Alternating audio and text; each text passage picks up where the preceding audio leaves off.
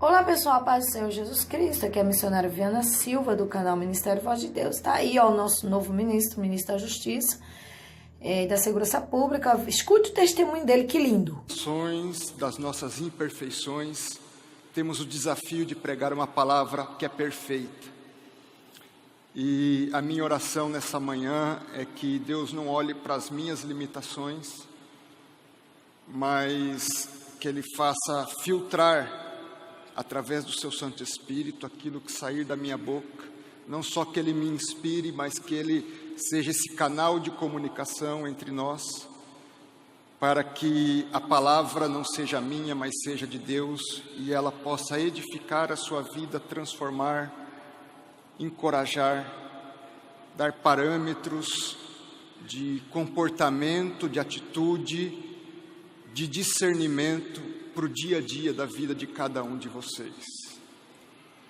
Que Deus possa nos abençoar nesse momento de ministração da palavra. Não olhem para mim, mas procurem ver, apesar de mim, aquilo que Deus pode falar ao seu coração. Me permitam, como o pastor Carlito colocou, eu sou advogado da União desde 2000. Me permitam falar em 2-3 minutos o que é a Advocacia Geral da União. Ela está estabelecida na Constituição como função essencial à justiça, fora do capítulo dos 3 poderes, mas no capítulo próprio dessas funções, onde estão ao lado o Ministério Público e a Defensoria Pública, além da advocacia privada. A Advocacia Geral, ela representa judicialmente a União nos processos judiciais. Hoje são mais de 17 milhões de processos judiciais nos quais nós atuamos. São 8.000 advogados públicos federais que representam nesses processos. Nós representamos o país no exterior também, nas demandas internacionais, em tribunais internacionais. Além disso, e isso fazemos em relação aos 3 poderes da República, além dos órgãos autônomos. Então, representamos judicialmente o Judiciário, o Legislativo, Tribunal de Contas, Ministério Público, Conselho Nacional de Justiça, Conselho Nacional do Ministério Público. Aí se incluem todas as universidades federais, autarquias, fundações, agências reguladoras, comandos militares, além da própria administração direta como um todo. Além dessa representação judicial, consultoria e assessoramento, aí sim, somente ao Poder Executivo.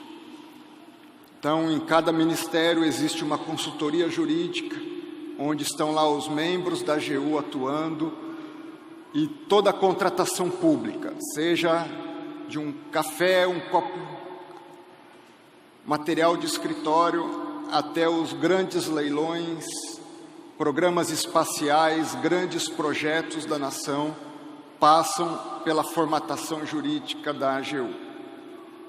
Esse é o nosso desafio, e quando Deus nos coloca para chefiar a instituição, nós temos discernimento da nossa limitação, e que é Deus, acima de tudo, quem nos capacita, quem nos instrui, quem nos dá sabedoria e discernimento para, com toda a humildade e reverência diante de Deus, poder servir a nação. Talvez vocês se perguntem, você então se planejou desde 2000 para estar chefiando a instituição? Na verdade, eu não queria nem fazer a faculdade de Direito, eu queria ir para o seminário. Então, com 16 anos, minha ideia era ir para o seminário. Meu pai, presbiteriano, minha mãe católica, e meu pai diz, primeiro você vai fazer a sua faculdade, para depois ir para o seminário. Tem uma faculdade antes. E eu cumpro isso, ingresso. Com 2 anos e meio de curso, meu pai vem a falecer, muito jovem, curiosamente com a mesma idade minha hoje, 47 anos, eu com 19. E, sem dúvida, um momento muito difícil para mim. 2 dos meus irmãos estão aqui. E que nós temos o desafio de viver sem o nosso grande mentor, o nosso grande referencial no nosso lar. Mas, enfim, eu termino a faculdade e, ao terminar a faculdade, minha decisão era cumprir o que meu pai determinou. Agora é o momento de eu ir para o seminário. Então eu comunico à minha mãe, como eu disse, católica: mãe, estou indo para o seminário. E ela diz: não, primeiro você vai ter a sua profissão, a sua independência financeira, e depois você pode ir para o seminário. Eu procuro então um pastor que me acompanha desde adolescente e digo: minha mãe não entende, ela é católica, então ela não consegue compreender isso, eu vou para o seminário, eu já cumpri o que meu pai havia dito. E ele diz: André, queira você ou não, sua mãe é autoridade na sua vida, então ou você ora para que Deus mude o coração dela, ou cumpre o que ela te determinou. Então, estudo, passo num concurso para advogado da Petrobras, isso no ano de 97, assumo na Petrobras. Porém, na Petrobras eu não tinha ainda independência financeira, nós ganhávamos muito mal naquele período. Eu me lembro, o salário nosso era R$ 1.700 bruto, lá no ano de 97. Trabalho por 3 meses no Rio, em São Paulo, vou para o Rio, chego no Rio em definitivo, final de 97. E pensava, tudo caminha para eu me distanciar do seminário. Trabalhava demais, 10, 12 horas, não tinha tempo para estudar para um outro concurso, mas enfim, faço a inscrição para o concurso da AGU. Primeira fase da AGU era num domingo, no sábado à noite. Eu não sabia se eu ia ou não para a prova, porque eu não tinha estudado nada. Mas uma palavra de um amigo foi fundamental, que morava comigo: não adianta você ir porque você não estudou nada. Eu falei: agora que eu vou.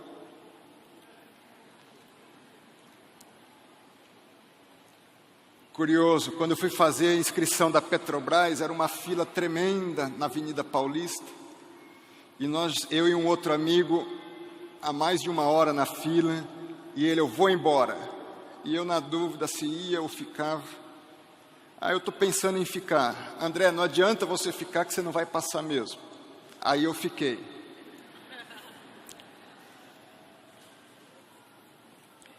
E fui fazer a primeira fase.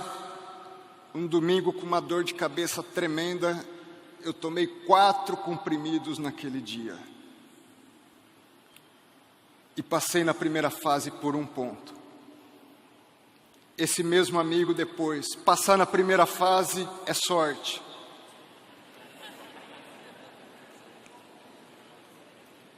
Não tinha tempo para estudar, tirei férias, 30 dias, me enfornei na casa da minha sogra, eu ainda era noivo.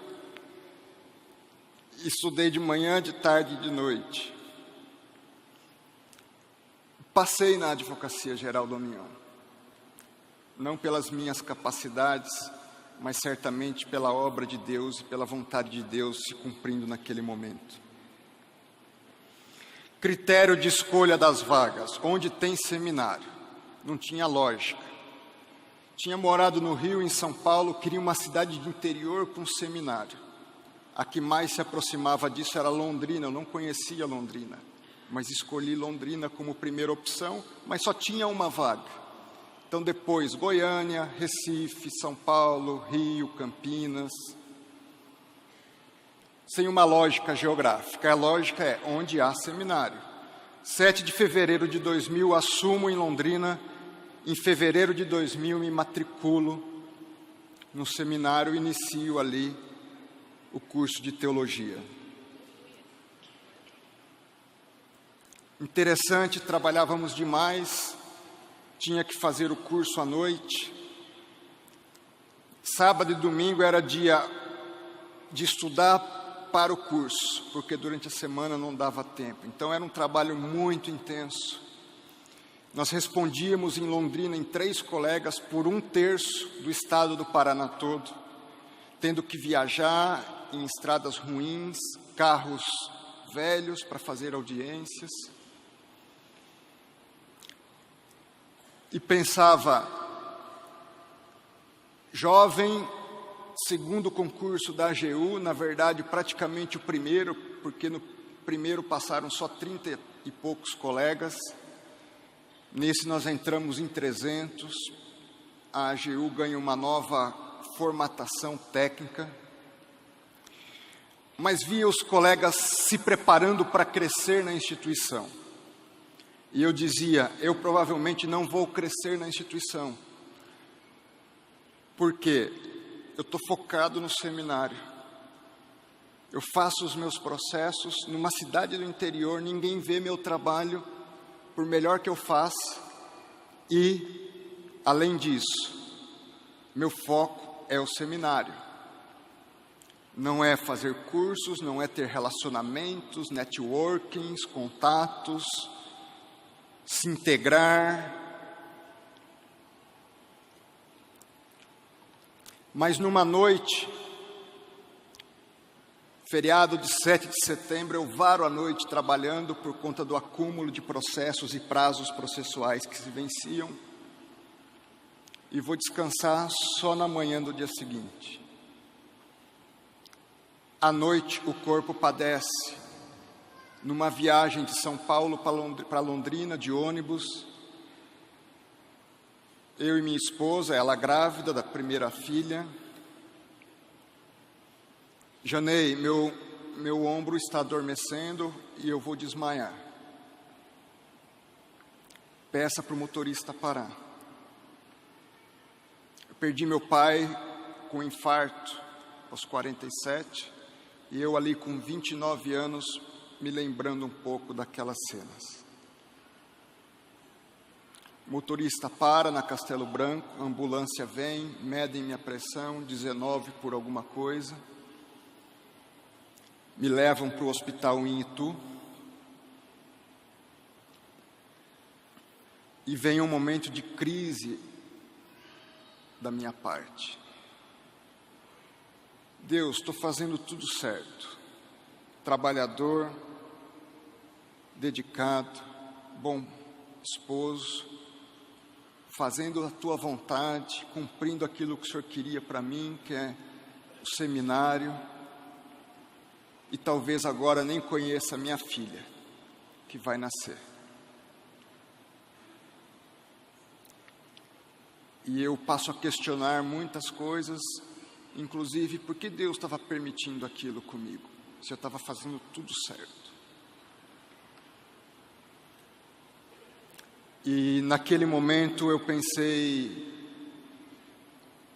durante um período de 1 ano, refletindo sobre isso, e num desses momentos, lendo Rick Warren, a cada capítulo eu fazia uma poesia, e numa dessas, eu escrevo e finalizo: Deus, durante muito tempo, eu me achava invencível.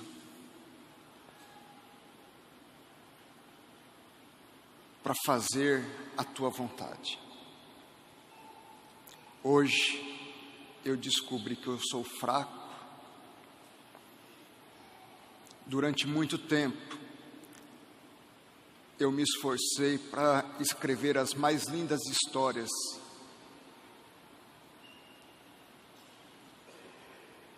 para o Senhor através da minha vida. Hoje eu descobri que eu não sei escrever. Eu peço que o Senhor, que é poeta e escritor por natureza, a partir de agora, o Senhor escreva as histórias que o Senhor quer escrever através da minha vida, não mais eu.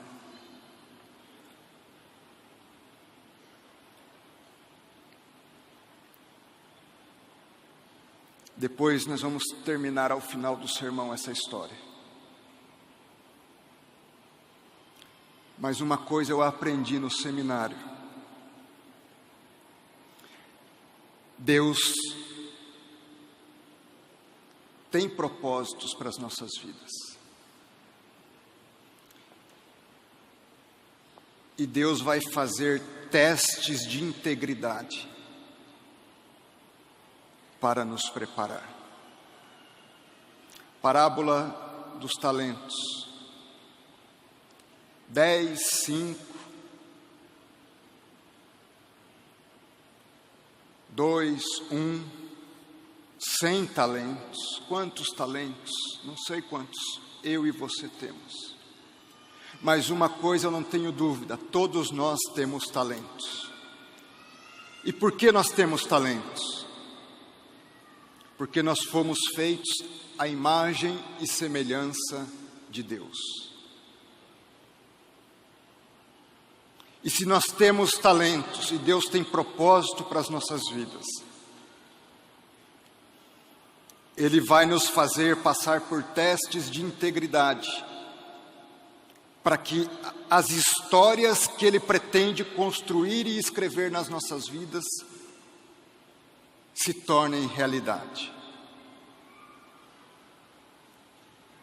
Primeira coisa, você tem talentos, porque você é a imagem e semelhança de Deus. Provérbios 10:9 diz que o povo de Deus tinha que caminhar em integridade. Integridade é uma marca, é uma característica que fez parte indispensável da caminhada do povo de Deus.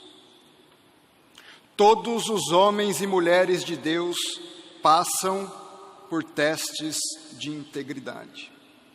E lá em Lucas, capítulo 4, na parábola dos talentos, Mateus 25, na parábola dos talentos, Deus conclui, através da fala de Jesus: muito bem, servo bom e fiel, sobre o pouco foste fiel, sobre o muito te colocarei. Muito bem, servo bom e fiel, foste fiel no pouco, talvez sobre o muito eu te coloque. Quem sabe sobre o muito eu te coloque. Não, é assertivo Jesus: sobre o muito eu vou te colocar. Que palavra maravilhosa.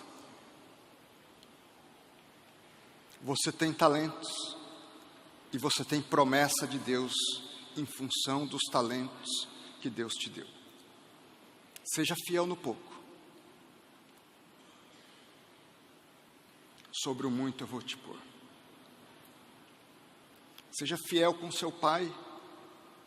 Seja íntegro com seus pais, com seus amigos, no trabalho, ao atender um telefone, ao atender uma pessoa, ao se dirigir ao seu chefe, ao se dirigir ao próximo, nas mínimas coisas. Seja fiel no pouco. O muito eu é que ponho na sua vida. Teu trabalho é ser fiel no pouco.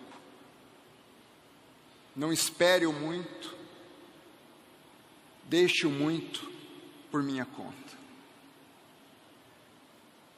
Se é assim, qual foi o primeiro grande teste de integridade? Com Adão e Eva. O que Deus diz lá no Gênesis? Adão e Eva: vocês têm tudo. Toda essa criação está ao seu serviço. Mas tem uma recomendação: a árvore do conhecimento do bem e do mal. Essa você não deve comer, porque no dia que você dela comer, você certamente morrerá. Mas aí vem o teste, e vem a serpente. E o que a serpente diz? Adão, Eva, não é bem assim. Deus sabe que aquele fruto, o fruto daquela árvore, o dia em que você dela comer, seus olhos vão se abrir, e vocês serão o quê? Como Deus. Adão e Eva não caíram por causa da vontade de comer um fruto diferente. Eles caíram porque tiveram a perspectiva de ser como Deus, ter o conhecimento de Deus, ter o poder de Deus, ter a onipresença, onipotência. Vocês se igualarão a Deus. Vaidade, soberba, poder. E eles sucumbem. E se eles sucumbiram, todos nós sucumbiríamos. Não culpemos Adão e Eva. Eles são a primazia da criação.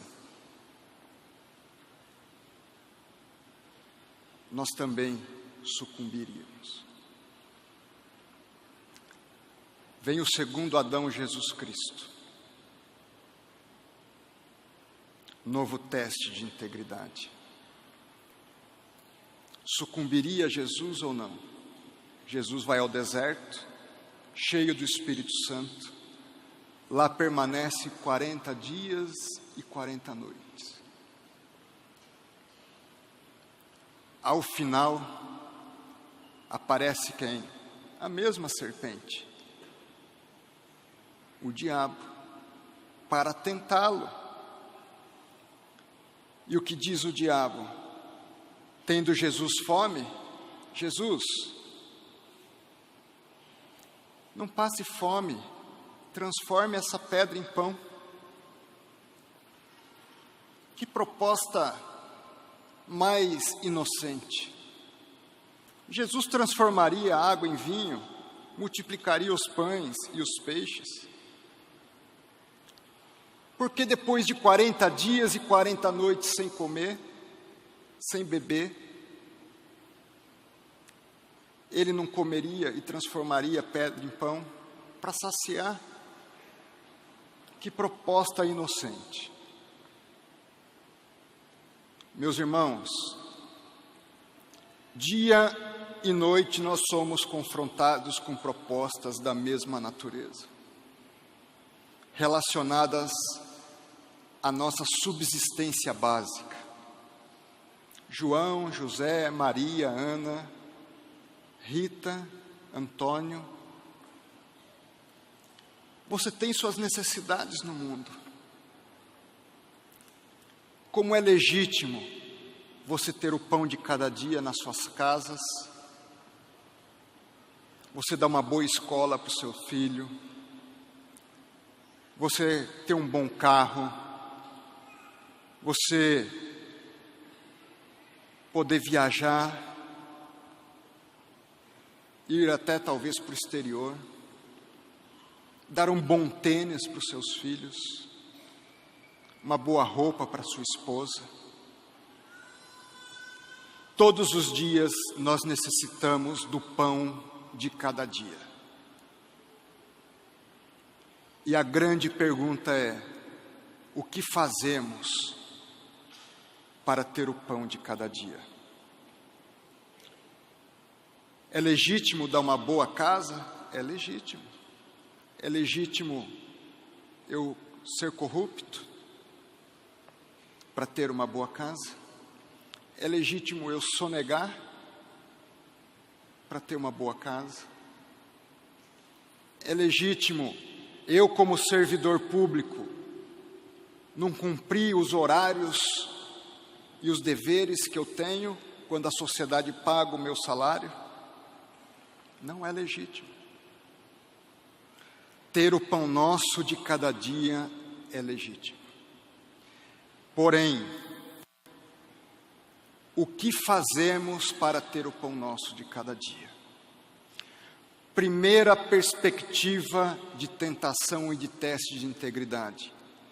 Como nós lidamos com o poder econômico, com o poder financeiro, como nós lidamos com o dinheiro. Se para ter o pão nosso de cada dia, nós temos que obedecer, por mais ingênua e aparentemente legítima que seja a proposta do inimigo, nós estamos falhando no teste de integridade.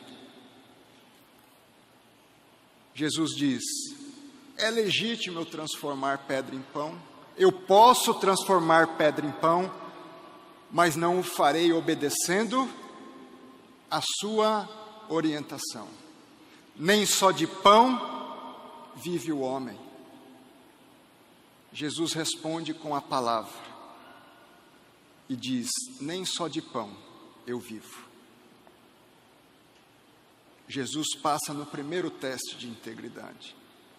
Em segundo lugar, como seria legítimo nós ansiarmos ter o poder político? Aliás, muitos dos discípulos esperavam que Jesus se tornasse o rei de Israel e tomasse o poder político. Se Jesus assume o reinado, imaginem, redução da desigualdade social, fim da corrupção, fazer bem à sociedade e ao próximo. Que reinado justo, um reinado justo de maneira sem igual, conduzido pelo varão perfeito. Você já sonhou em ser vereador, prefeito, deputado, governador, senador, presidente da República, ministro? Que sonho legítimo!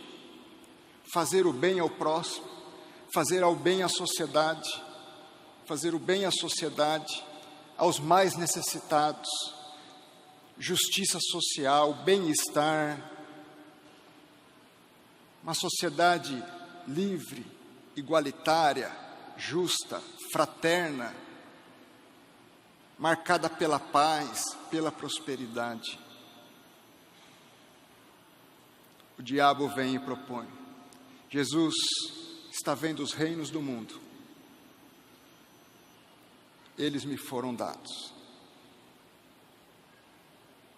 Se dobre diante de mim, e eu lhe darei todos os reinos.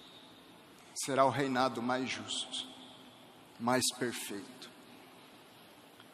Como nós lidamos com o poder político? Como nós lidamos com a perspectiva de termos poder sobre as pessoas, para decidir o que elas vão ou não vão fazer, como fazer, em que tempo fazer, de que forma fazer? Jesus responde: está escrito, somente ao Senhor teu Deus adorarás, e só a Ele servirás. Se o preço para eu fazer o bem à sociedade é me curvar a Ti, muito obrigado.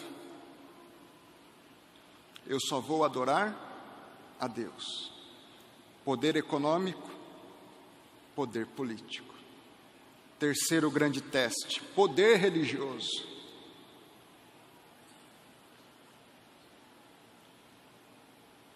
Liderança religiosa. Imaginem um pastor se comunicando diretamente com os anjos vindo servi-lo o tempo todo. O poder de Deus se manifestando de tal forma que toda a comunidade pudesse ver e reconhecer que aquele pastor era um ungido especial de Deus. Essa é a proposta. Jesus é levado ao pináculo do templo, o diabo, está escrito, e nesse momento o diabo já vem com a palavra: lança-te daqui, que os anjos de Deus virão e te servirão. Imaginem, diz a história que cerca de 40 mil pessoas viviam diariamente ao redor do templo. Ao se lançar, os anjos vindo acolhê-lo, evidente que aquele era o Filho de Deus. Para que ser crucificado? Para que padecer? Naquele momento se manifestaria a divindade de Deus, de Jesus. Jesus responde: não tentarás ao Senhor, seu Deus. Jesus vence a tentação da subsistência, do poder político e social e do poder religioso. Cuidado, nós cristãos, nós, diferentemente de tantos outros, temos que lidar diariamente com esses três poderes. Diariamente somos submetidos a testes de integridade. Jesus ali se credencia e inicia o seu ministério a partir desses primeiros grandes testes de integridade. Depois disso, ele transforma água em vinho, multiplica os pães e os peixes. Depois disso, ele tem uma palavra que transforma e dá dignidade humana às pessoas que se aproximam dele. Depois disso, em vários momentos, Deus se faz revelar na vida dele. Pedro, João, Tiago, vem a manifestação de Jesus, de Deus na vida de Jesus, quando Jesus ora no monte, e estão ali Moisés, Abraão.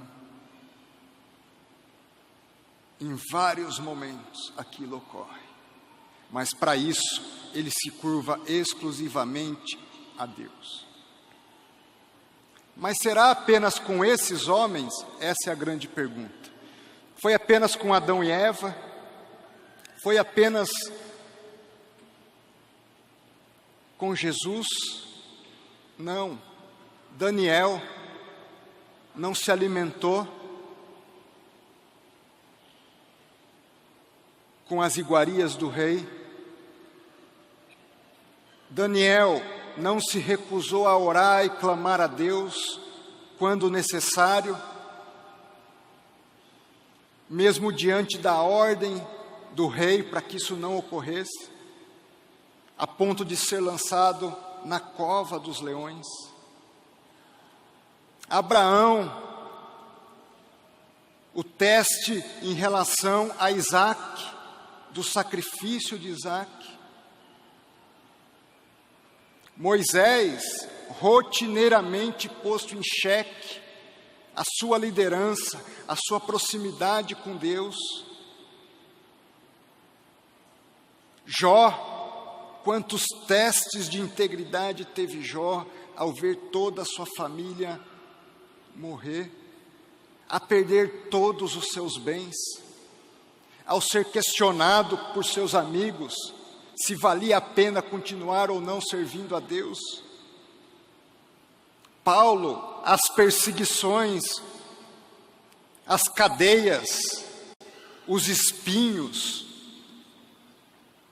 Ana, sendo subjugada, sendo destratada, até que Samuel vem ao seu ventre. João, posto numa prisão, de onde ele escreve o Apocalipse e as revelações.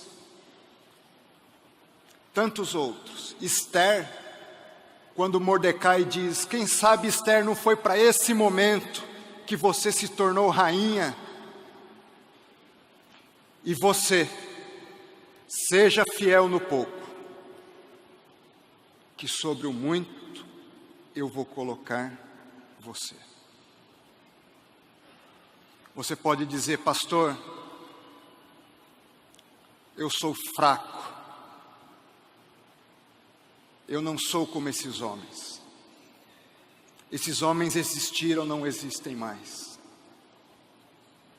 Deus é o mesmo ontem, hoje e sempre. Assim como Deus levantou Moisés, Abraão, Paulo, João, Ana, Esther, Jó, Davi, Ele levanta hoje novos Abraões, Moisés, Paulos, Pedro, João, Esther. Quem são essas pessoas? Somos nós. Os mesmos imperfeitos como Adão e Eva. Igualmente imperfeitos. Porém cheios de talentos e lavados e remidos pelo sangue de Cristo Jesus.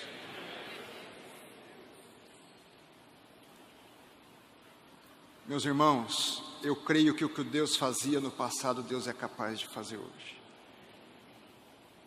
Os mesmos desafios, as mesmas promessas, o mesmo Deus, seu mesmo poder, sua mesma força, sua mesma sabedoria.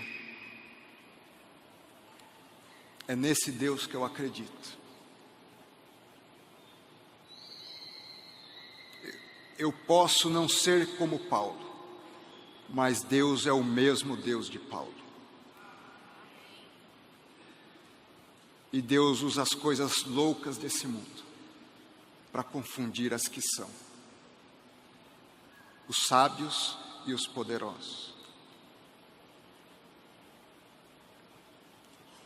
Mais uma palavra de Deus para a sua vida, agora sim lá em Lucas.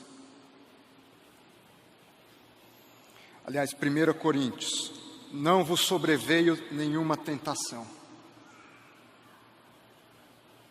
senão humana, mas fiel é Deus, o qual não deixará que sejais tentados acima do que podeis resistir.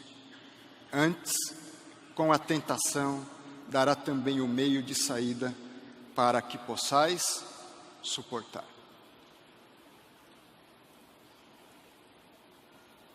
Nenhum teste de integridade é maior do que dos livramentos que Deus pode dar para você em cada circunstância. Nenhum. Não foi com Adão e Eva, não foi com Jesus, não foi com Abraão, não foi com Paulo, não foi com você e não será com você. Diante de cada teste, ali não é uma oportunidade para queda, mas é a oportunidade para o crescimento diante de Deus. Não é o momento da derrota, mas é o momento da superação e da vitória. Não é para você estar descrente, mas é para você aumentar a fé. O deserto não é o deserto pelo deserto, mas é para você alcançar a terra prometida. Nenhuma tentação é maior do que o poder de Deus na sua vida e do que Deus tem lhe dado nas mãos para superar cada desafio. Concluindo, se tudo isso é verdade, em primeiro lugar, todos nós temos talentos. Quais são os seus talentos? Talvez você ainda não saiba, mas dia a dia Deus vai revelar. Hoje eu tenho talentos que eu não sabia que eu teria. Com 20 anos eu morreria de medo de falar em público. Estou falando hoje para 1.000, 2.000 pessoas. Me transformei em professor de oratória na instituição.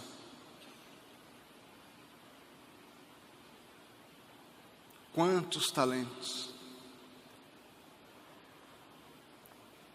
cada um de vocês tem, e Deus vai revelar passo a passo. Em segundo lugar, todos nós passaremos por testes de integridade. Quero muito, queira servir, quer ser o maior, seja o que mais sirva, seja esse seu único objetivo. Em terceiro lugar, Deus estará conosco diante de cada teste de integridade ao qual nós somos e seremos submetidos. Esqueça as quedas do passado. Projete o que Deus vai fazer no futuro. Imagine se Pedro se remoesse a vida inteira por ter negado a Jesus 3 vezes. Ele caiu naquele teste, mas se reergueu. Quando é confrontado, diz a história, você é aquele que servia a Deus e a Jesus? Sim. Você vai morrer por isso? Sim. Você vai ser crucificado por isso? Sim. Mas uma coisa, me virem de ponta cabeça, eu não sou digno de morrer com o meu Senhor. O fracasso de hoje não é o fracasso de amanhã. A vitória de amanhã é a vitória que Deus já deu a você, pela integridade do seu caráter, por sua confiança em Deus. Mas vamos aplicar isso um pouco na prática.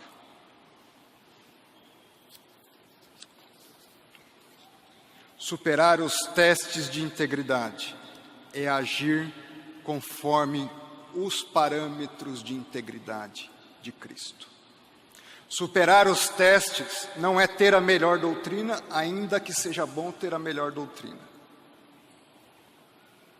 Não é ser o maior conhecedor da Bíblia, ainda que seja bom e importante conhecer a Bíblia.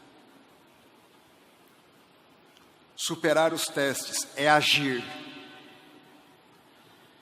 É em cada ato do dia a dia, ser íntegro conforme Cristo foi íntegro. Não se preocupe com o quanto você conhece a Bíblia. Fico me pensando, Jesus ele não abriu um seminário de teologia, uma escola dominical, para pegar os melhores alunos e dali formar o grupo apostólico. Ele foi pelo caminho,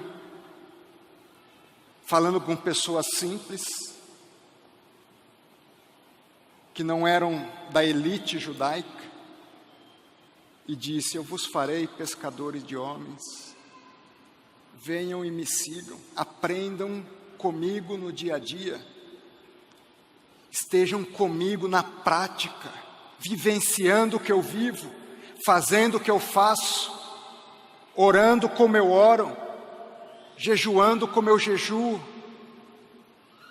fazendo certo como eu faço, ajudando as pessoas como eu ajudo, não me corrompendo, não me desviando, não mudando os propósitos conforme a minha vontade, mas agindo conforme a vontade de Deus.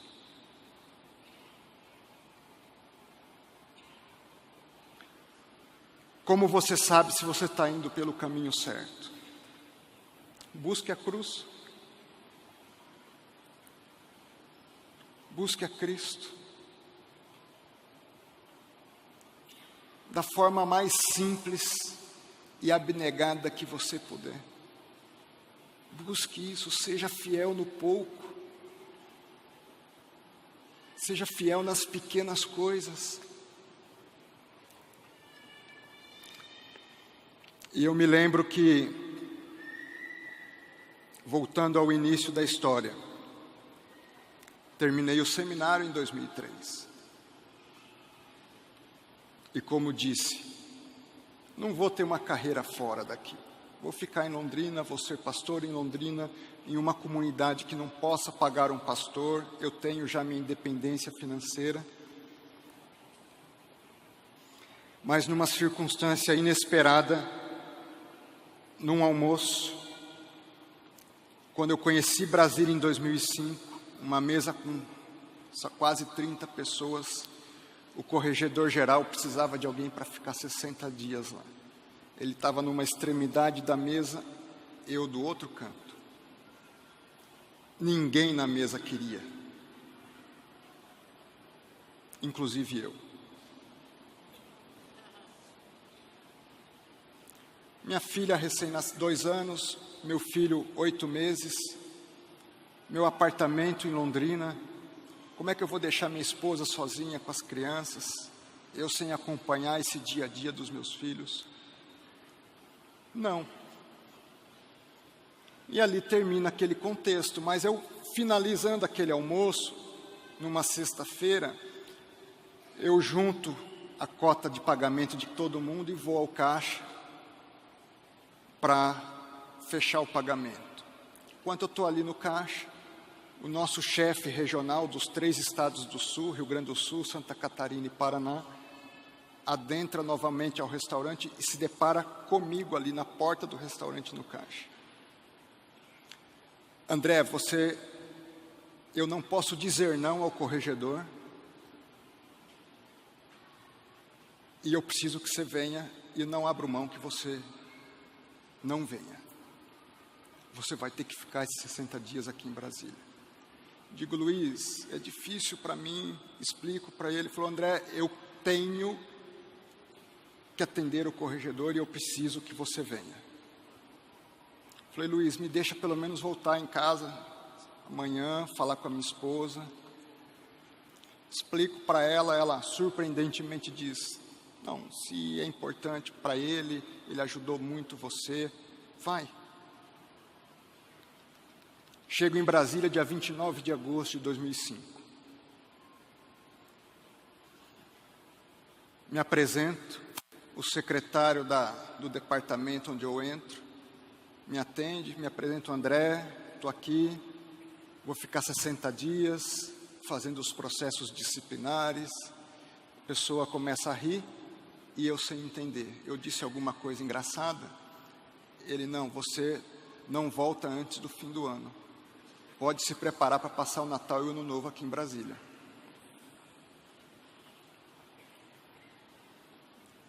Em janeiro, fevereiro, a subcorregedora da minha área disciplinar é convidada para um outro cargo e o corregedor-geral, então, me convida para assumir. Eu, muito obrigado, até porque aquele cargo equivalia ao mesmo cargo que eu já tinha de procurador seccional. Financeiramente, eu só ia perder dinheiro. Lá eu tinha meu apartamento, custo de vida do interior era um, lá eu ia ter que alugar, custo de vida de Brasília outro, completamente diferente. Passa um tempo, acho que ele não conseguiu ninguém, volta a me convidar. Eu, muito obrigado. A terceira vez, aí, olha, deixa pelo menos então conversar com a minha esposa e ver a cidade. Em resumo, um dia eu e minha esposa conversando, Janei, eu sei o que será minha vida se eu ficar em Londrina. Eu vou ficar aqui, fazer os processos, vou pastorear, vai ser tudo uma rotina. Eu não sei como será se eu for para Brasília. E talvez eu passe minha vida inteira me perguntando, como teria sido se eu tivesse ido para Brasília? Então, em 2006, minha esposa vai com as crianças. Em 2008, eu assumo como diretor de Patrimônio e Probidade da AGU. Montamos um grupo, esse grupo dedicado ao combate à corrupção e recuperação de valores em casos de corrupção, passa a ser mencionado na ONU, no Departamento de Estado norte-americano, como uma nova forma de se recuperar dinheiro desviado em casos de corrupção. 2011, recebo o Prêmio Novari por esse trabalho. 2012, por não acreditar em projetos personalistas, trabalho num sucessor, vou para a Espanha, faço mestrado, emendo com doutorado. Estava no período de pesquisa no doutorado, nos Estados Unidos, recebo a ligação, venha, volte, queremos que você seja o novo corregedor-geral, assuma a corregedoria geral. 4 meses depois, saio, assumo como assessor especial do ministro da Transparência e Controladoria Geral da União, vou coordenar os acordos de leniência, que envolvem inclusive os casos Lava Jato. Em 2018, em novembro de 2018, conheço o presidente da República, num despacho e numa entrevista de 40 minutos.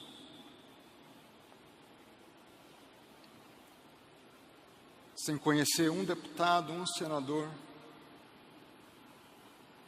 falas do hoje ministro Jorge: André, você está aqui pelo seu currículo e pelo que você já fez pelo país na sua instituição. Você deve pensar, esse cara deve ser inteligente demais.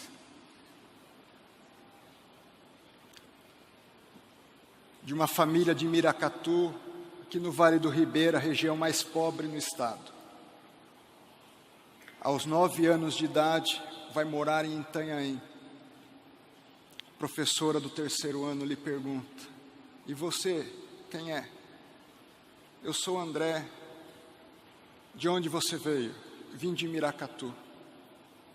Meu Deus, só vem gente burra daquele lugar.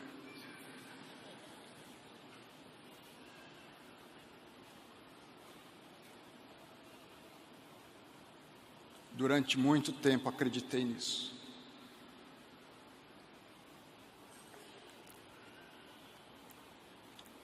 Mas Deus usa as coisas loucas e as que não são, para confundir as sábias e as que são.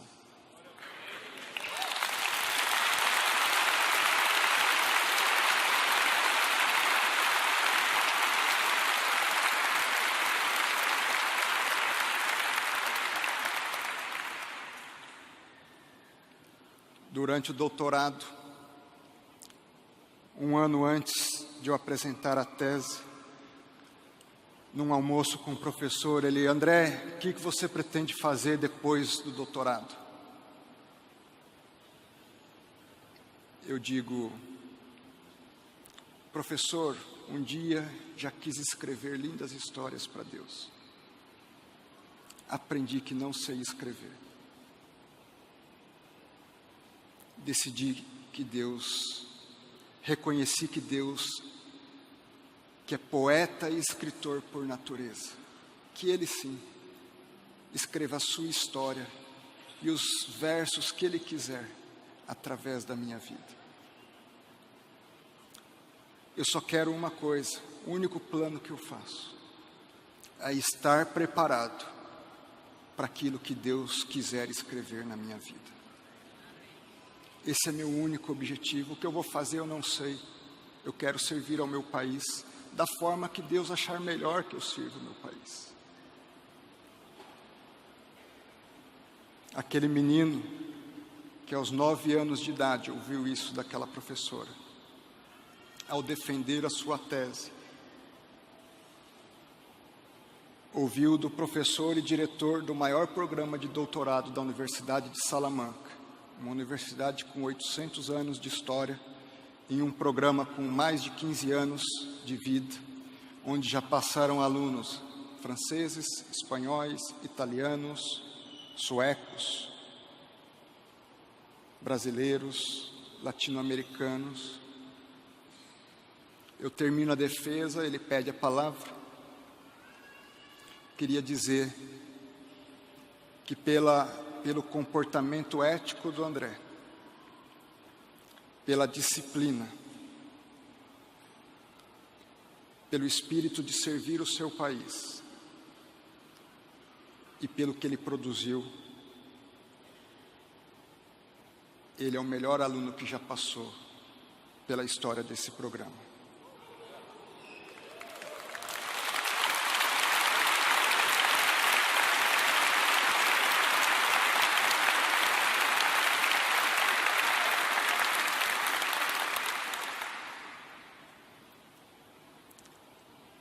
E ao final daqueles 40, fui convidado para ser professor do programa de doutorado. Hoje sou professor na Universidade de Salamanca.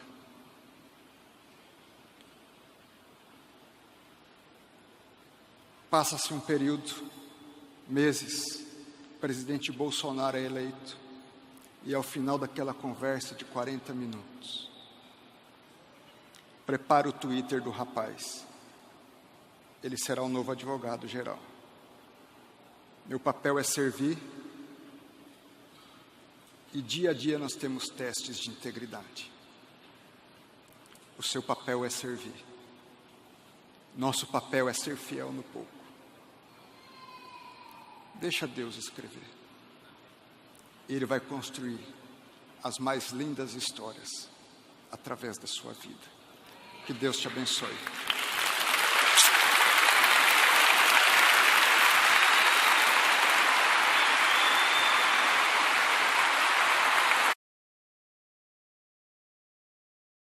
É isso aí que você viu, que coisa linda o que Deus faz. Deixa Deus escrever uma nova história na sua vida, ou a história da sua vida, né? Que Deus abençoe nosso ministro, que até então não era considerado ministro da Justiça, da Segurança Pública, mas Deus olhou para ele, né? E o chamou.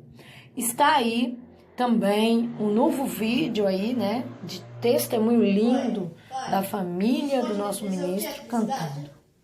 Sim, nós vamos te responder cantando, beleza? Vai, Gabriel.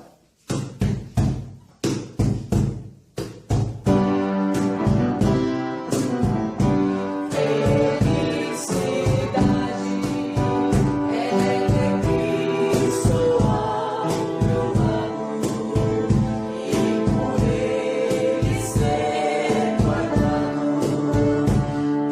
nome